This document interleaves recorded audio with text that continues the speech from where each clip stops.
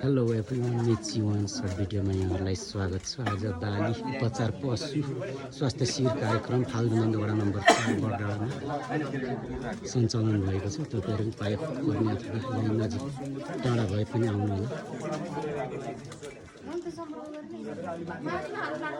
कुकुरलाई रेबिसदेखि लिएर बिरालो औषधि, पशुको विभिन्न खालका र बिउबिजनहरू निःशुल्क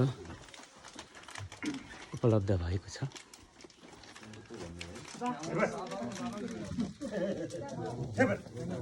लगाइसकेका छौँ। कत्रो कुकुर हो भाइ? यसको नाम चाहिँ के हो? यो कुकुरको नाम हेलो